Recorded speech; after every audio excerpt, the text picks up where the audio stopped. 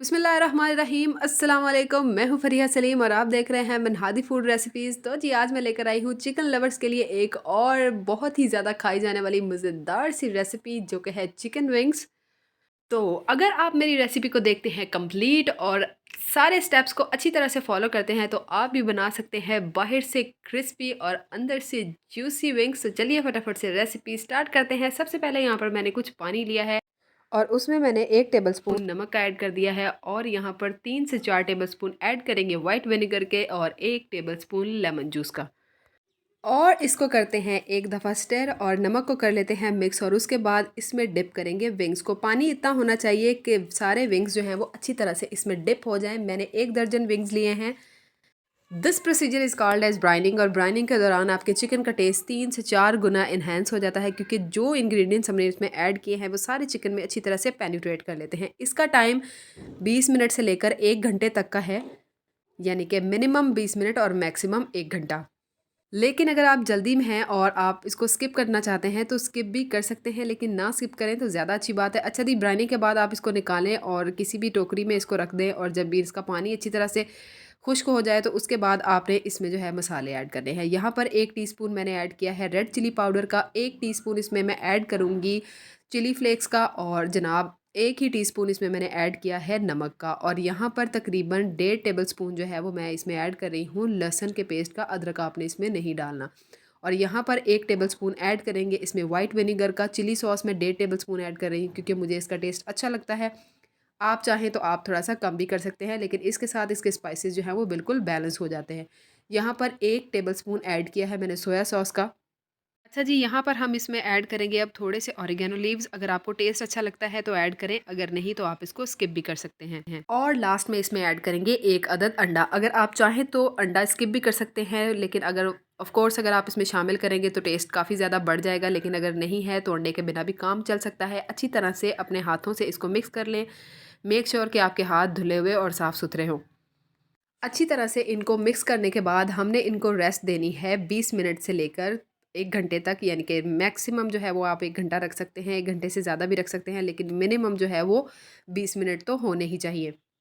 Chicken wings की marination 2-3 तरीक़ों से होती है, लेकिन आज ये तरीका हम यूज़ कर रहे हैं। नेक्स्ट टाइम इंशाल्लाह आपको दूसरे तरीक़ों के बारे में भी मैं ज़रूर बताऊँगी। इसको रखते हैं कवर करके, जब तक ये मैरिनेट होता है हम वहाँ पर दूसरी तैयारी कर लेते हैं।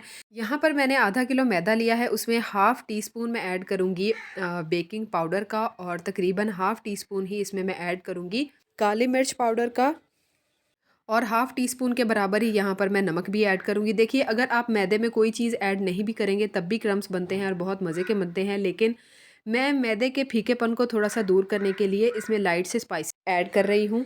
करेंगे तो टेस्ट ऑब्वियसली एनहांस होगा, नहीं करेंगे तो बगैर कोई इंग्रेडिएंट ऐड किए भी आप प्लेन मैदा भी यूज़ कर सकते हैं। अच्छा जी, मैदा जो है वो हमने यहाँ पर अपना प्रिपेयर कर लिया है और उसके बाद अब इसमें हम एक-एक करके जो है वो चिकन विंग्स जो हमने मैरिनेट करके रखे थे इसमें प्लेस करेंगे और उसको मैदे में कोट करेंगे। अब यहाँ पर जो है ना वो सबसे इम्पोर्टेंट बात है, ध्यान देने वाली और सीखने वाली कि आपने क्रम्स किस तरह बनाने हैं। चिकन विंग्स अपने क्रम्स की वजह से ही अच्छे लगते हैं। यहाँ पर देखें, इस तरह से आपने एक बोटी को उठाना है, उसको आपने हर एंगल से इस तरह से प्रेस करते हुए मेक श्योर करना है कि मैदा इसको अच्छी तरह से चिपक गया है। अच्छा जी, यहाँ पर आपने क्या करना है, जब आपने क्रम्स बनाने के लिए विंग्स को मैदे में डालना है तो आपने इस बात का ध्यान रखना है कि बर्तन जो है ना वो ज़रा खुला रखें। मैं आपको ये बात बता रही हूँ, लेकिन मैंने बर्तन छोटा लिया था तो कोई बात नहीं, हम बर्तन चेंज कर लेते हैं अभी। बर्तन जो है वो थोड़ा सा बड़ा अगर हो ना तो क्रम्स जो है वो ईज़िली बन जाते हैं और अच्छे भी बनते हैं और आपको मसला भी नहीं होता, वरना मेस बहुत ज़्यादा क्रिएट होता है और क्रम्स भी अच्छे नहीं बनते। अब जनाब यहाँ पर हम बड़े मैदान में खेलेंगे और इस तरह से आपने प्रेस करते हुए इनको अच्छी तरह से मैदा लगाना है। Then what you have to do is, इस तरह का स्टेनर या छलनी जो है ये हर घर में तकरीबन मौजूद होते हैं, आपने लेनी है और इस तरह से इसमें जो कोट किए हुए विंग्स हैं आपने उसको रखना है और उसके बाद एक बड़ा बर्तन ले लें जिसमें पानी हो काफ़ी ज़्यादा और उसमें इस तरह से आपने इसको डिप करना है। जैसे ही ये कंप्लीटली इसमें डिप हो जाएगा आपने इसको बाहर निकालना है और इसका पानी जो है वो एक दफ़ा आपने अच्छी तरह से बह लेने देना है और फिर एक-एक विंग को उठाना है आपने और दोबारा से मैदे में रखना है। अब यहाँ पर आपने असल जो है ना वो जंग लड़नी है अपने क्रम्स को बनाने के लिए। तो बहुत ज़्यादा कोई मुश्किल बात नहीं है, लेकिन थोड़ी-सी मेहनत ज़रूर होती है यहाँ पे। इस तरह से आपने मैदे को जो है वो इसके ऊपर लगाना है और फिर इसको हल्के हाथ से इस तरह से इसको मसलना है आपने तकरीबन 1 से डेढ़ मिनट तक। जी हाँ, बिल्कुल आपने 1 से डेढ़ मिनट तक इनको मसलना है केयरफुली, कि इनकी जो है वो इतना ज़्यादा आपने ज़ोर नहीं लगाना कि इनकी जो है ना वो शेप्स ही ख़राब हो जाएँ और बोटियाँ हड्डियों से अलग हो जाएँ, क्योंकि मैरिनेट होने के बाद चिकन कुछ सॉफ्ट हो जाता है, ठीक है? तो इस तरह से करते हुए जब आपको ऐसा लगे कि मैक्सिमम मैदा जो है वो विंग्स ने एब्ज़ॉर्ब कर लिया है या अपने साथ जो है वो बाइंड कर लिया है, तो उसके बाद आपने पकड़ के इस तरह से 4 से 5 दफ़ा इसको झटकना है और आप देखेंगे कि इस तरह से ज़बरदस्त से क्रम्स जो है ना वो बन जाएँगे। है ना मज़ेदार?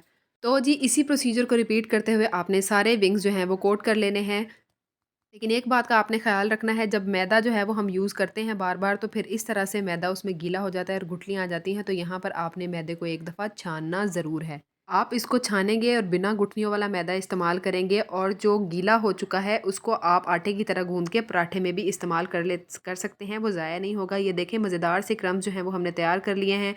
घी को अच्छी तरह से गर्म कर लिया है और अब फ्लेम जो है ना वो मीडियम है।